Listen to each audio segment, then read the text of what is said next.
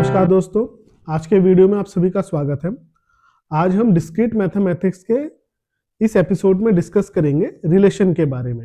Relation बहुत ही important topic है discrete mathematics के अंदर। रिलेशन क्या होता है, सबसे पहले तो हम इसको समझते हैं। इससे प्रीवियस लेक्चर में आपने पढ़ा था कार्टेशियन प्रोडक्ट निकालना, और वो प्रोडक्ट हम कैसे निकाल लेते थे।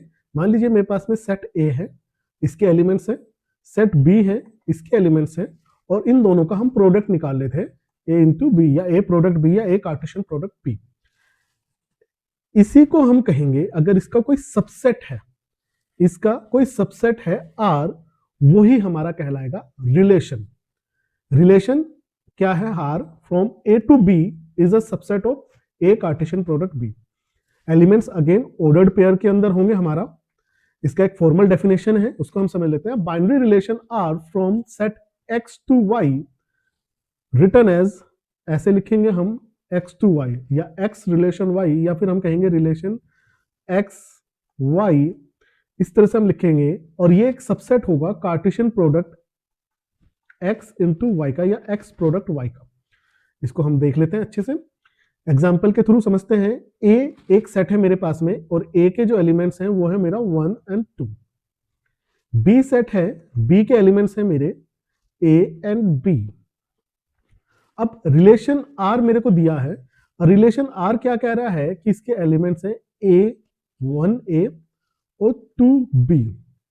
अब हमें ये फाइंड आउट करना है कि क्या ये रिलेशन इसी से है। क्या इसको हम ऐसे लिख सकते हैं, इस तरह से लिख सकते हैं? क्या ये इसका एक सबसेट है? और उसको निकालने के लिए मुझे को निकालना पड़ेगा Cartesian product of a b का।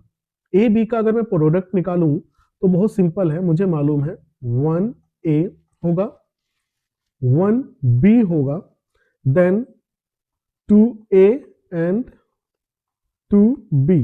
ये मेरा कार्टेशियन प्रोडक्ट निकल के आया। अब इसमें से कि यहां r के अंदर कोई है, तो एक ये वाला है और एक ये वाला है, तो so we can say that r is a subset of a product b, जो कि प्रीवियसली हमने कहा था यहां पे कि अगर ऐसा है तो ही हम इसको कहेंगे कि ये हमारा रिलेशन है। तो r is a subset of A product B. A product B का अगर सबसेट है तो उसी को हम रिलेशन कहते हैं। अब रिलेशन को कैसे रिप्रेजेंट किया जाता है, इसके लिए 4 तरीके हैं। रोस्टर फॉर्म में है, सेट बिल्डर फॉर्म में है, मैट्रिक्स के फॉर्म में, और डायरेक्टेड ग्राफ के फॉर्म में हम इसको रिप्रेजेंट कर सकते हैं।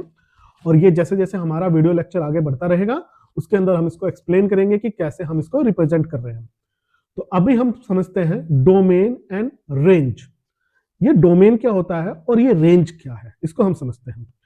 देखिए, जब हम कोई रिलेशन निकालेंगे तो रिलेशन के एलिमेंट्स होंगे कुछ इस तरह से x, y, और ये क्या बिलोंग करेगा कि x जो बिलोंग करेगा वो होगा हमारा सेट a का, और y जो बिलोंग करेगा वो होगा सेट b का। इस तरह से हमारे होंगे एलिमेंट्स। तो यहां पे जो रिलेशन मुझे गिवन है, मान लीजिए एक से ज्यादा रिलेशन मुझे गिवन होंगे, इसमें जो पहला एलिमेंट होगा उसको हम बोलेंगे डोमेन। पहले एलिमेंट को हम बोलेंगे डोमेन, और जो सेकंड एलिमेंट का सेट होगा उसको हम बोलेंगे रेंज। इसको एग्जांपल के थ्रू समझते हैं। यहां पे एक सेट ए है और दूसरा सेट है बी। इसका अगर मैं रिलेशन निकालूं तो रिलेशन कैसे निकलेगा? प्रोडक्ट निकालेंगे हम पहले। तो प्रोडक्ट निकालते हैं, तो प्रोडक्ट क्या बनेगा मेरा? 1 1, इस 1 का बी के सारे एलिमेंट्स के साथ मल्टीप्लाई होगा, तो 1 3 एंड 1 7। उसके बाद में फिर 2 का इन तीनों के साथ में होगा, तो 2 1 2 3 एंड 2 7। इसके बाद आएगा फिर 9 का मल्टीप्लाई होगा, 9 1 9 3 एंड 9 7। ये मेरा कार्टेशियन प्रोडक्ट निकल के आया। अब इसमें कह रहा है कि जो रिलेशन आर है वो है 1 1 3 3। तो 1 1 और 3 3 है, तो यहां पे जो पहला एलिमेंट्स है वो मेरे डोमेन होंगे। और डोमेन मेरे इस पूरे में कौन कौन सा है? पहला एलिमेंट्स इसमें ये है और इसमें भी ये है, तो 1 और 3 मेरा हो गया डोमेन, जैसे कि यहां पे डिफाइन किया गया है। और इसको रिप्रेजेंट कैसे लिखते हैं? डोम लिखेंगे, ब्रैकेट के अंदर आर लिखेंगे जो रिलेशन है, और उसके एलिमेंट्स आ जाएंगे। सेम रेंज, सेकंड एलिमेंट, तो यहां पे 1 एंड 3 क्या है? हमारा रेंज होगा, सेकंड एलिमेंट। यहां पे एग्जांपल जो हमने लिया है इसमें इक्वल है, रेंज और डोमेन दोनों इक्वल है। सेकंड केस देख लेते हैं। जहां पे रिलेशन मुझे जो गिवन है वो इस तरह से है 1 3 1 7 2 3 2 7। अब डोमेन क्या होगा, फर्स्ट वाला, तो इसके सामने मैं डी लिखता चला जाऊंगा, ठीक है। जो फर्स्ट है इनके सामने मैंने डी लिख दिया। तो ये मेरे को डोमेन क्या क्या मिला है, तो डोमेन मेरे को मिला है 1 एंड 2, ये मेरे को डोमेन मिला। और रेंज क्या क्या मिला है मेरे को, सेकंड एलिमेंट 3 7 3 7, तो सेकंड एलिमेंट मिला है मेरे को 3 एंड 7 का, ठीक है। इसके बाद थर्ड रिलेशन है, यहाँ पे रिलेशन कुछ इस तरह से गिवन है, तो डोमेन क्या होगा, फर्स्ट एलिमेंट, ये डोमेन होगा और ये रेंज होगा, ये डोमेन होगा, सेकंड एलिमेंट रेंज होगा, फर्स्ट एलिमेंट डोमेन होगा, सेकंड एलिमेंट रेंज होगा, same first element domain and second element is range. तो डोमेन मेरा क्या है, एक तो 2 मुझे दिखाई दे रहा है, एक 9 मुझे दिखाई दे रहा है, बस। तो ये मेरा डोमेन हो गया। रेंज क्या क्या हो गया मेरा, 1 हो गया है, 1 1 3 एंड 7, ये मेरा रेंज हो गया, ये रेंज हो चुका है और ये डोमेन हो चुका है। तो ये मैंने निकाला है। तो डोमेन और रेंज बहुत सिंपल है, first element domain, second element range, जो आपको रिलेशन गिवन है उसमें से। अब बात करते हैं टाइप ऑफ रिलेशंस। रिलेशन कितने तरह के हैं, रिलेशन के बहुत सारे टाइप हैं। जो हम डिस्कस करने वाले हैं वो है reflexive, symmetric, transitive, equivalence and partial order relation. तो आज जो हम डिस्कस करेंगे वो इनमें से 3 ही हम डिस्कस करेंगे, ये 3 आज डिस्कस करेंगे और इनको हम नेक्स्ट वीडियो में डिस्कस करने वाले हैं, अदरवाइज वीडियो बहुत लेंथी हो जाएगी। तो हम इसको आगे स्टार्ट करते हैं। रिफ्लेक्सिव रिलेशन क्या होता है, रिफ्लेक्सिव रिलेशन वो होता है जहां पे ए आई इस तरह का, ये रिफ्लेक्सिव रिलेशन होगा। जैसे कि एग्जांपल में दिखाया हुआ है, हमारा एक्स एक सेट है जिसके एलिमेंट है ए बी, तो यहाँ पे ए बी अगर इस तरह का आ रहा है तो ये हमारा होगा रिफ्लेक्सिव रिलेशन।